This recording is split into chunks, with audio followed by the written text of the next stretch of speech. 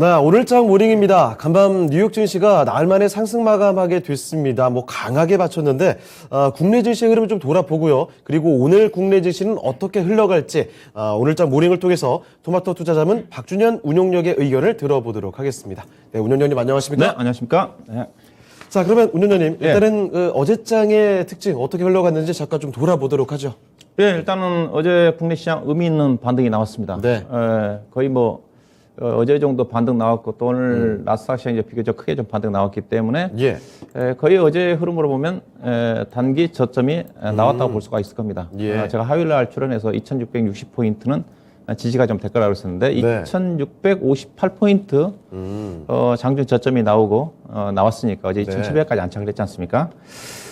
일단은 그렇게 예상해 볼 수 있는 것 자체가 최근에 시장의 하락을 이끌었던 것 자체가 미국의 CPI 발표를 앞둔 경계감이었지 않습니까? 그렇죠. 계속 연준의 통화 정책 자체가 강화되는 분위기였기 때문에 CPI가 이번에도 상당히 높게 나올 것으로 예상했던 그랬던 부분이었는데 일단 예상치보다 좀 높게 나왔습니다. 약간 높게 나왔음에도 불구하고 일단은 시장에서 주목을 했던 것 자체는 이제 인플레이션 부분 자체가 거의 정점에 도달했다. 그런 또 공감대가 형성됐던 것 같아요. 간밤에 생산자 물가 지표도 높게 나왔지 않습니까? 그럼에도 불구하고 나스닥 시장이 오늘 2% 가까이 반등을 했고, 그런 또 물가 지표 상승에도 불구하고 미국의 국채 수익률이 좀 지금 약간 하향하고 있지 않습니까? 10년 만기 국채수 중심으로 해서 그랬던 부분들이 반영이 좀 되면서 상승을 했고요. 그 다음에 이제 국내 증시의 제가 부진 부분 자체는 그래서 연준의 통화 정책도 있지만은 중국의 상해 지역을 중심으로 해서 봉쇄 부분 자체가 중국 경기 둔화로 이어지면서 중국 경기에 민감하게 반응하는 국내 경기에 영향을 미칠 거다. 이런 부분들이 외국인 투자가들의 시각에 매매에 반영이 좀 됐던 거거든요. 근데 어제 중국 쪽에서도 상해 쪽에 일부 봉쇄 완화 조치가 나왔지 않습니까? 그렇죠. 그런 부분들이 국내 시장의 경기 관련 종목 중심에 긍정적 영향을 미쳤던 거고요. 오늘 간밤에 미국 시장 같은 경우도 그렇던 중국의 봉쇄로 인한 공급망 차질로 운해로 해서 시장에 약세를 보였던 테슬라라든가 애플이라든가 관련 종목들이 반등했지 않습니까? 나스닥 시장에 또 중국의 전기차 관련 종목들도 좀 반등이 좀 나왔기 때문에 이렇던 부분들이 함께 악재성 요인들이 좀 어느 정도 좀 완화가 좀 되면서 국내 시장에 또 투자 심리에 긍정적 영향을 미쳤다고 봐야 될 것 같고요. 여기다가 이제 환율이 좀 중요한 부분인데 원달러 환율이 어제 비교적 크게 떨어졌습니다. 8원 한 20전이 떨어졌는데 1230원 아래로 떨어졌거든요. 어제 이제 환율이 떨어졌던 부분 자체도 의미가 있었던 게 간밤에는 이제 달러 인덱스가 100 아래로 내려왔지만은 달러 인덱스가 100이 넘어간 상태였지 않습니까? 그렇습니다. 그럼에도 불구하고 환율이 떨어졌던 것 자체는 물론 이제 정부의 이제 홍남기 경제부총리가 화요일날 장 끝나고 기자들 통해서 현재 우리나라 원달러 환율 자체가 상당히 극히 높은 수준이다. 그러면서 환율 안정화 조치의 필요성을 그런 또 부분에 영향을 미쳤다고 볼 수가 있을 것 같은데 일단은 환율의 의미 있게 좀 떨어졌다는 겁니다. 그러면서 외국인 투자가들의 수급에 반영이 좀 됐다고 좀 봐야 되겠죠. 어제 외국 투자가들이 현물에서는 매도는 나왔지만 매도 규모 자체가 급격히 줄었습니다. 1,000억 아래로 좀 줄어들었으니까. 특히 중요한 것 자체가 제가 시장 얘기할 때 외국 투자가들이 선물에서 워낙 많이 매도를 해놨기 때문에 선물 매수를 돌아설 가능성이 크다는 쪽으로 제가 얘기했지 않습니까? 어제 이제 그런 흐름이 좀 나타났어요. 현물은 매수는 안 했지만은 그 삼성전자 매도 규모 자체가 거의 장중에 매수가에 들었거든요. 정가 약간 좀 매도가 좀 나왔지만은 이게 선물 시장을 좀 봐야 되는데 어제 이제 선물의 흐름을 표를 좀 보이시면 어제 보면 장 초반부터 이게 보라색이 이게 환율이 외국인 선물 매수거든요. 표를 보시게 되면 장 초반부터 계속 매수했지 않습니까? 선물 거의 2시 50분 정도에 계약수로 따지면 거의 11,000계약 정도 금액으로 따지면 1조 원 되거든요. 1조 원 정도까지 외국 투자가들이 선물을 매수를 했어요. 근데 선물 매도 금액으로 따지면 4조 한 5천억 정도까지 매도를 해놨었는데 어제 2시 50분 정도까지 계속적으로 매수를 하면서 1조 원 정도로 매수를 했는데 문제는 뭐냐면 급격히 떨어지지 않습니까? 이게 2시 50분까지 1조 원대까지 선물 금액으로 매수했는데 종가는 6천억대, 5천억대로 줄어들었습니다. 저렇게 훅 떨어지나요? 그러니까 종가에 선물을 내다 팔았다는 겁니다. 만약에 장중에 선물을 매수 규모 자체를 줄였으면 지하번 지수는 거의 20포인트 아래로 내려왔을 겁니다. 휘청거렸을 종가의 막판에 단일가 근처에서 외국인 투자를 선물 매도를 줄였기 때문에 네. 지수는 별다른 영향이 없었다. 아쉬웠던 것은 종가에 좀 팔았던 부분이라 봐야 될 것 같고 오늘 이후에도 결국은 오늘 이제 옵션 만기이긴 한데 여기 선물 매매 자체가 여전히 시장의 중요한 포인트다.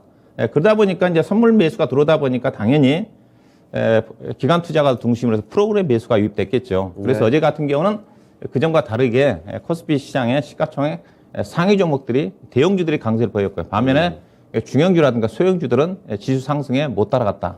최근과 다른 패턴이 나왔다 봐야 할 것같아서 오늘 또 만약에 외국 투자가들이 선물 매수가 들어온다 한다면 프로그램 매수가 유입되면서 대형주가 약간 상대적인 강세를 이끌 가능성이 큽니다. 제가 보기에도 지수가 지금 낙폭 과대 국면에서는 항상 대형주가 먼저 지수를 안정화시켜야 되거든요. 네. 그 지수를 안정화시킬 수 있는 자체는 외국인 투자가들이 현물 매수보다는 선물 매수이기 때문에 선물이 들어온다 하더라면 어느 정도 단기적으로 지수 관련 대형주들이 약간 어떤 아웃퍼폼한 성과를 좀 낼 수 있지 않겠는가 그렇게 볼 수 있을 것 같고요. 예.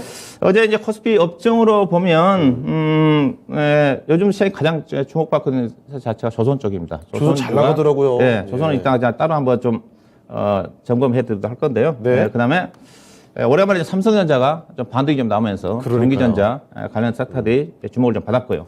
그다음에 자동차주도 요즘 나쁘지가 않습니다. 네. 부품주를 중심으로 해가지고 갈 때 됐다 이런 얘기도 있더라고요. 그렇죠. 그런 흐름이 좀 나오고 있는 것 같고 반면에 이제 최근에 이제 강세를 보였던 금융주 쪽에 보험주를 중심으로 해가지고 통신주 같은 경우도 방어적인 측면에서 주가가 많이 올랐었는데 네. 관련 종목들이 좀 하락을 했다 봐야 될 것 같고요. 코스닥 시장에서는 삼성전자라든가 반등이 나오면서 IT 소부장 종목들이 오래간만에 그래도 반등에 좀 동참을 했던 것 같고 네. 그다음에 바이오 관련 종목들도 상당히 움직임이 괜찮았거든요. 코스피 쪽에 한미약품 중심으로 움직임이 전개되면서 그다음에 2차 전지 관련 종목도 여전히 일부 종목들 중심으로 해서 강하게 움직인 종목들이 나타났고요. 반면에 게임주들만 약간 약세를 좀 보였다. 네. 좀 봐야 될 것 같고요. 어제 앞서 있다시피 이제 조선주가 좀 시장에 관심해서 제가 조선 네. 업종을 좀 말씀 좀 드리고 싶은데 어제 조선주들이 평균 삼성중공업 중심으로 해가지고 6%에서 7% 정도 올랐습니다. 6% 정도, 10% 정도 올랐고, 4월달 들어서도 종합주가 지수는 아마 1, 2% 정도 빠져 있는데, 네. 조선주는 평균적으로 좀 평균적으로 한 5%에서 10% 정도 좀 올라왔는데요. 네. 이게 조선주가 이제 올라간 부분 자체는 아무래도 수주지 않습니까? 수주 전망 워낙에 좋게 나오고 그렇죠. 있죠. 수주 부분인데, 이게 수주표가 나오고 있는 쪽인데, 네. 작년도에도 국내 조선사들이 수주 달성률이 상당히 좋았습니다. 예. 목표가 2020년도 같은 경우 전체 조선사들 수주 목표가 2021년도에 315억 불이었는데 네. 실제적으로 429억 불이니까 약 오. 136% 목표를 초과 달성을 했어요. 훨씬 잘했네요. 그래서 올해도 이제 실적 전망, 올해도 이제 목표에 대비해서 최근에 주가 올라간 자체가 1분기 때 수주가 실적이 좀 나와 있는데 대체적으로 현재 1분기 말까지 수주 달성률이 평균적으로 업계 전체에 40% 가까이 됩니다.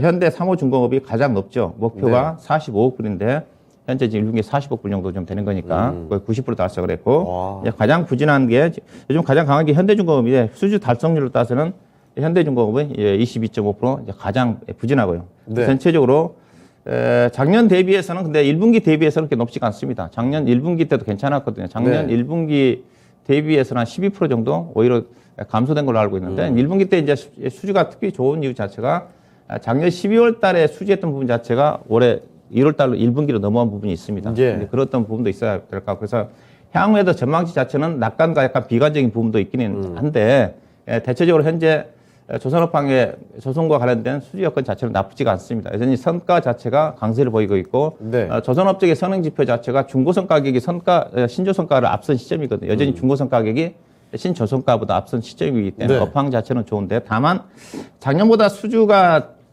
목표가 달성이 초과 달성할지는 좀 봐야 되는데 일단 조선사 수주 목표 자체가 작년도 수주 달성보다는 낮습니다. 네. 낮기 때문에 목표 자체가 좀 낮거든요. 이런 부분을 봐야 될 것 같은데 일단은 조선업종을 볼 때는 수주 모멘텀 자체는 괜찮은데 밸류를 보시게 되게 되면 현재 조선업종의 주가는 제가 보기에는 2025년도 시점을 보고 가는 겁니다. 주가가. 네. 보시면 지금 전망치가 2024년도까지 이제 증권사 전망치가 나와 있는데 네. 예, 2024년도가 아마 지금 수주 작년도라든가 올해 수주 받은 것 자체가 2024년도 올해 수주 받은 것 자체는 2025년도에 실적이 반영이 좀 될 겁니다. 네. 2025년도 가면 실적이 괜찮을 거예요. 왜냐하면 현재 성과가 높은 상태이고 네. 현재 수주 자체가 질 자체가 이제 선별 수주를 하고 있거든요. 예. 좋아지는. 그러다 2024년도까지 실적을 본다 한다면 대체적으로 PER 기준으로 따지면 높지 않습니까? 그렇죠? 현대 중공업 같은 경우도 20배입니다. 현재 네. 가장 잘 나가고 있는 대우조선해양도 14배 정도 되는 수준이기 때문에 현재 조선업체 주가 자체는 수준 모멘텀은 괜찮은데 밸류로 따지면 상당히 높은 수준이다.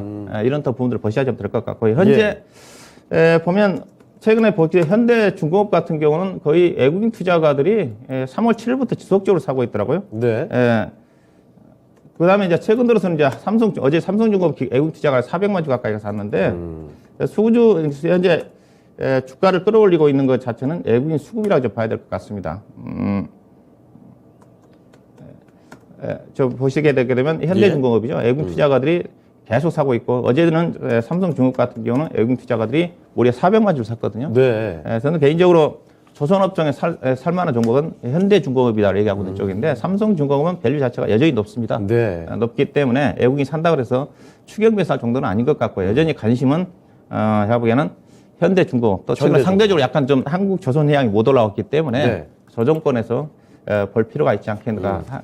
현대중공업 같은 경우 증권사 목표 주가가 높은 데가 16만 원대거든요. 아, 이게 이제 그래요? 지금 13만 원대이기 때문에 수주 잔고의 추이에 따라 가지고 향후 실적 증가에 따라 가지고 단계적으로 주가가 좀 올라가지 않겠는가. 다만 단기적으로 수급 여건이 괜찮기 때문에 약간의 추가 상승이 있지만 추경 매수보다는 저정권에 접근할 필요가 있지 않겠는가. 그런 의견을 좀 제시해 드리고 싶고요. 예.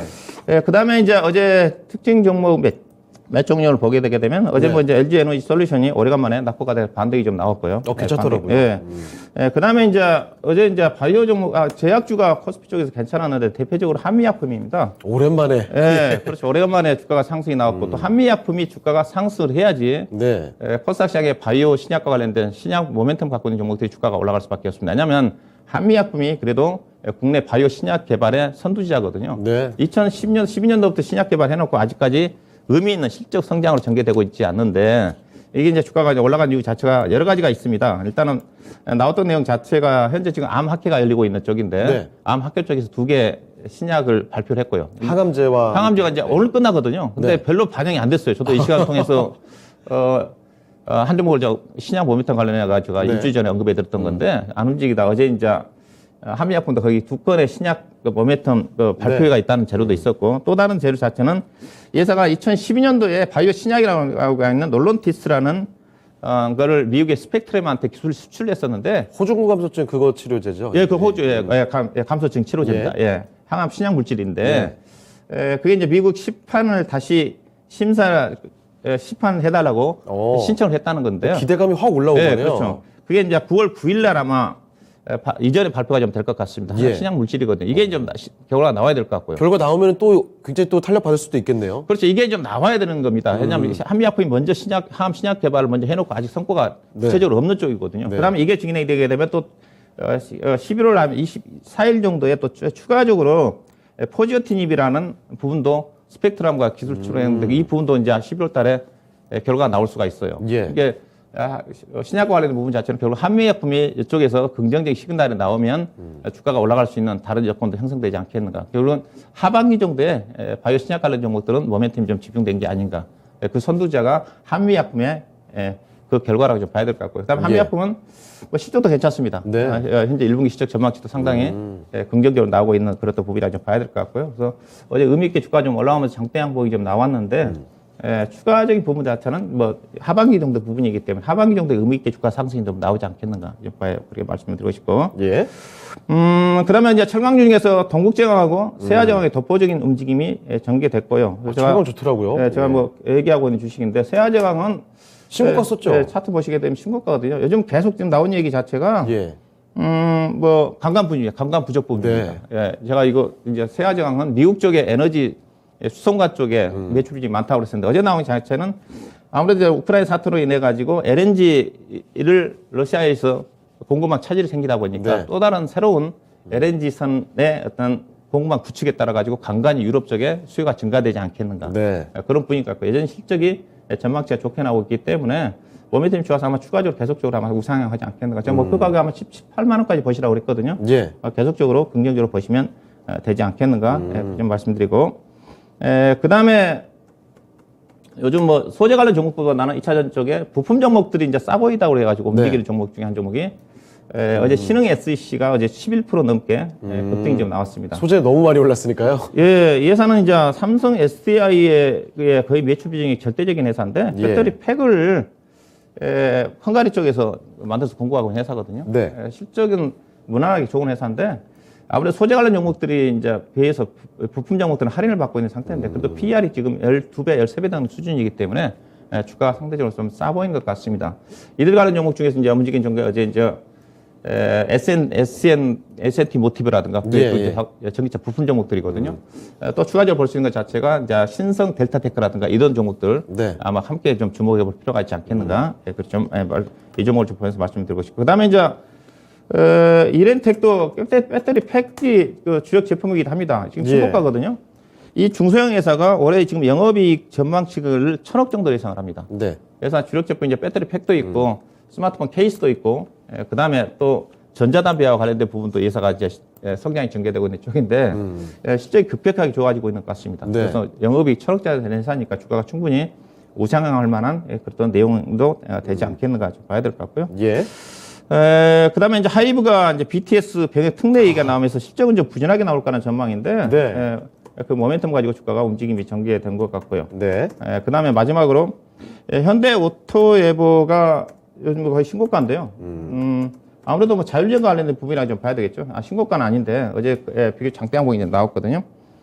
실적도 좋은 것 같고요. 무난하게 나올 것 같고 올해 영업이 아마 1,200억 넘어갈 것 같습니다. 1분기가 비수기인데도 불구하고 무난하게 실적이 나올 것 같고 아무래도 자율주행과 관련 기술 쪽에 현대차 그룹에서 현대 오토에버를 중심으로 아주 본격적으로 기술 개발을 할 거다. 이제 그런 어떤 부분들이 제로로 반영이 되고 있는 것 같습니다. 여전히 이런 그 자율주행과 관련된 종목들은 관심 있게 좀 볼 필요가 있지 않겠는가 좀 말씀드리고요. 그래서 어제 시장의 특징은 어제 시장 낙폭과대 성장주들의 상승입니다. 전날에 빠졌던 것들, 간밤에 미국 시장이 나스닥 시장이 많이 떴지만은 그리고 반면에 이제 최근에 개별 종목 중심으로 상승했던 종목들이 쉬어가는 그런 하루였다. 요약해 볼 수가 있을 것 같습니다. 기다렸던 이 물가 지표들을 확인하고 이제 인플레이션 얘기 그동안 많이 나왔었죠. 정점을 찍는 거 아니냐 이런 해석과 함께 우리 시장도 상승을 했고 그리고 간밤 뉴욕 증시도 상승으로 마감이 됐습니다. 전일장을 한번 돌아봤는데요. 그동안 좀 빠졌던 쪽에서 다시 좀 올라오는 분위기가 감지되기도 하네요. 자, 그러면 전일장을 돌아봤고 오늘장의 투자 전략은 또 어떻게 봐야 되는지 살펴보도록 하겠습니다. 자, 오늘장은 어떻게 볼까요, 운영위원님? 일단은 다시 이제 연준의 긴축과 관련된 악재는 이제 거의 다 어느 정도 마무리가 된 것 같습니다. 뭐 안전하게 악재가 반영됐다고 볼 수는 있겠지만 악재의 영향력은 떨어질 거다. 그래서 제가 최근에 강화된 연준의 긴축 정책 부분 자체는 하반기 때 좀 나와야 될 부분 자체가 미리 어느 정도 선 반영됐다. 이제 그런 부분들을 고려해 본다 한다면 미국의 CPI라든가 PPI 지가가 상당히 높게 나왔음에도 불구하고 국채 수익도 안정을 좀 찾고 있고 의미 있게 반등 나왔다 자체는 어느 정도 바닥은 나왔다고 좀 볼 수가 있을 것 같습니다. 다시가 시장은 점진적으로 이제는 우상향할 건데 결국은 우상향하는 속도 자체는 빠르게 할 것 같지는 않고요. 결국은 이제 경기와 실적에 따라서 경기가 좋아지고 실적들이 좋게 나오면 상승 속도는 빨라질 것 같은데 지금 이제 실적 시즌이거든요.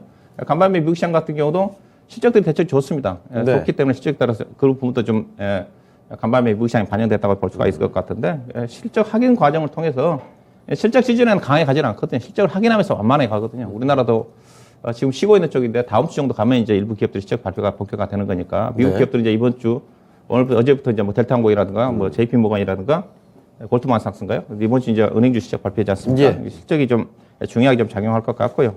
오늘은 옵션 만기이지 않습니까? 옵션 만기일인데 근데 앞서 외국인 선물 매도가 좀 많은 상태이기 때문에 여전히 프로그램 선물 매수에 따른 프로그램 매수가 유입될 가능성이 크고요. 그다음에 시장의 반전은 결국은 삼성전자의 외국인 수급이거든요.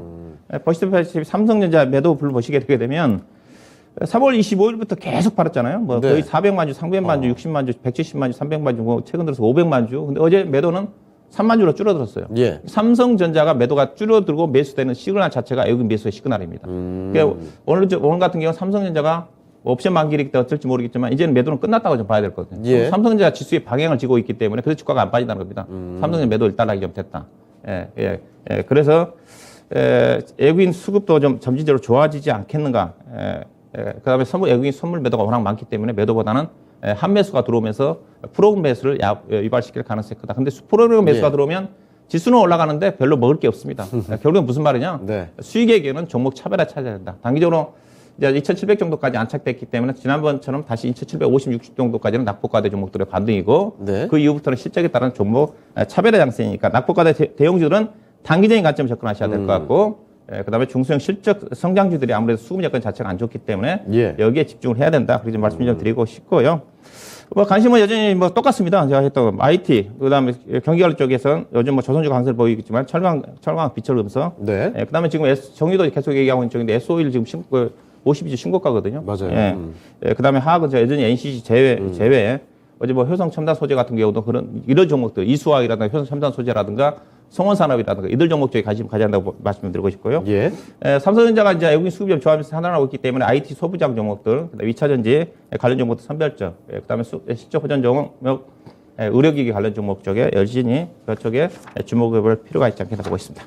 자, 그러면 오늘 장에서는 특별히 또 어떤 쪽으로 관심 이슈를 좀 둬야 될까요? 일시는 뭐 실적입니다. 예. 실적인데 그래서 최근에 이제 4월달 들어서 일부 이제 실적 전망치들을 계속 발표하고 있거든요. 네. 전망치이기 때문에 현재 발표된 전망치는 어느 정도 좀 신뢰성이 있다고 보시면 됩니다. 왜냐하면 3월 말이 끝나고 지금 4월달이기 때문에 애널리스트들이 어느 정도 기업 방문이라든가 전화를 통해서 실적을 확인하고 전망치를 내놓거든요. 네. 그러면 거기에 맞춰서 우리가 투자할 필요가 있어요. 그래서 최근에 이번 주 들어서 실적이 전망치가 나온 종목 중에서 괜찮은 종목을 제가 좀 표를 좀 준비를 했거든요. 네. 참고하시면 될 것 같은데 제약주에서는 앞서 얘기했다시피 한미약품하고 종근당이 좋게 나올 것 같고요. 그다음에 네. 비철금속 쪽에 풍산 같은 경우는 현재 컨센이 446억인데 516억. 이쪽 네. 비철금속 쪽에 고래안도 좋게 나온다고 그랬으니까 아무래도 원자재가가 올랐으니까 좋다고 봐야 되겠죠. 그다음에 철강업종이 최근에 포스코도 나오고 동국제강, 세아제약 나오고 있는데 동국제강이 철강업종 중에서 두드러진 실적 전망치가 상향 조정되고 있다. 예. 어제 나온 포스코도 나쁠 것 같지는 않을 거예요. 근데 포스코 같은 거 현대제약 같은 경우는 무겁기 때문에 못 가거든요. 중소형 종목들이 유리하다 봐야 될 것 같고요. 예. 자동차 부품 쪽에서는 만도가 괜찮다. 그다음에 의료기기 쪽에서는 앞서 이제 의료기기 있는데 이 시간 출연된 바텍 예상치보다 계속 상향 조정되고 있는 것 같고요. 그다음에 2차전 쪽에서는 LNF. 네. 그다음에 IT 중소형 종목 쪽에서는 해성 DS 여전히 실적 서프라이즈 하고 있기 때문에 지금 신고가거든요. 이 시간 네. 제가 언급해 드렸던 종목이던데 계속 관심 가져야 될 것 같고. 그다음에 워닝 머티리얼즈도 좋습니다. 이건 제가 언급해 드렸다. 그다음에 DBI 때 LX 세미콘도 제가 이 시간을 통해서 언급해 드렸던 종목들입니다. 다 실적들이 서프라이즈 나오고 있기 때문에 IT 쪽에서는 해성 DS, 워닝 머티리얼즈, DBI 때 LX 세미콘 이들 네. 종목 쪽에 관심이 실적 시즌에서는 실적을 보고 투자해야 되는 거기 때문에 네. 관심을 좀 봐야 될 필요하지 않게 봐야 될 것 같습니다. 자, 실적에 관련돼서 뭐 지금 그 카테고리가 굉장히 다양하네요. 바이오도 있고 지금 뭐 철강부터 뭐 반도체, 자동차 여러 가지 종목들 2차 전지까지 여러 가지 있는데 이 중에서 오늘자 관심주는 어떻게 봐야 되겠습니까? 네, 이 중에서 한 종목 중에 철강 쪽에 네. 동국제강입니다. 아, 동국제가. 네. 네, 자세히 설명 부탁드릴게요. 네, 뭐 제가 철강 업종은 제가 동국제강하고 대한제강, 그다음에 네. 앞서 세아제강 세 종목을 많이 얘기하고 있는 쪽이거든요. 근데 최근에 동국제강도 제가 보니까 3월 중순 정도에 제가 한번 언급해드렸던 건데 시장이 안 좋아가지고 네. 현재 가격대에서 언급했다가 빠졌다가 다시 올라와 있는데요. 앞서 얘기했다시피 이 실적 철강 업종 중에서 두드러진 실적 상향이 조정되고 있고요. 네. 시장 예상치가 상당히 높았는데 계속 지금 1,500억대에서 지금 1,700 이상 나올 거란 전망이니까 예산은 철강업종 중에서 주력 제품 자체가 건설과 관련된 쪽입니다. 봉연각 쪽에다 매출 비중이 50% 정도 되는 거고, 그 다음에 요즘 잘 나가고 있는 조선용 후판 쪽에다 매출 비중이 15%. 그 다음에 자동차라든가 건설용과 관련된 뭐 칼랑판이라든가 강판 쪽에 매출 비중이 한 25%, 30% 차지하거든요. 그 다음에 이제 브라질에 법인 쪽에서 슬래브를 생산하고 있는 쪽이니까 지분법인 반영이 좀 되는데 전반적으로 다 좋습니다. 좋다고 예. 봐야 될 것 같고. 철강업종이 최근 원재료 가격이 많이 상승을 하고 있는 쪽인데 지금 4월 달부터 가격 인상을 예고해 있는 상태거든요. 그래서 가격이 4월 달에 정상적으로 반영이 된다 한다면 작년처럼 1분기 저점 찍고 2분기 때 최대 실적이 나오지 않겠는가. 네. 그래 좀 봐야 될 것 같아요. 1분기가 고점이 아니라 계속 2월 달도 2분기도 좋아진다. 그런 분위기 보셔야 될 것 같고요. 그 다음에 중요한 부분 자체가 회사가 어제 자사주를 네. 매수 신청을 했습니다. 오. 그 200만 주 정도. 오늘부터 들어올 것 같아요. 20만 주. 예. 이게 상당히 영향을 미칩니다. 지난번에 철강업 중에 대한제강이 자사주 매수를 하면서 16,000원 주가 자체가 24,000원까지 떴거든요. 금액 자체는 좀 적지만은, 예. 또 무겁지만은 자사주 매수 효과가 반영이 된다 한다면 계속적으로 우상향 하지 않겠는가. 그렇게 보시면 될 것 같아요. 실적 전망치 보시면 회사가 지금 올해 지금 단기 순이익이 본래 3,200억이었거든요. 최근 상향 조정에 4,800까지 올라갔습니다. 네. 이게 주당 EPS도 3,500원대에서 지금 5,000원대까지 올라가 있기 때문에 작년도의 실적보다는 지금 전망치는 낮지만은 계속적 상향 조정되고 있기 때문에 이런 추세로 본다면 작년 수준 이상의 실적도 기대해봐도 되지 않겠는가. 매매 전략은 현재 가격 정도에서 시가에 접근하시면 될 것 같고요. 예. 목표 주가는 21,500원, 손절 가격은 15,800원을 보시면 될 것 같습니다. 네. 자, 오늘 관심주 동국제 강의였습니다. 매수 가격은 시가, 그리고 매도 가격 21,500원, 손절 가격은 15,800원으로 잡아주셨습니다. 네, 가격까지 참고 잘 하도록 하겠습니다. 오늘 말씀 고맙습니다. 네, 고맙습니다. 네, 토마토 투자자문 박준현 운영력과 함께하는 오늘장 모닝까지 진행해 봤습니다.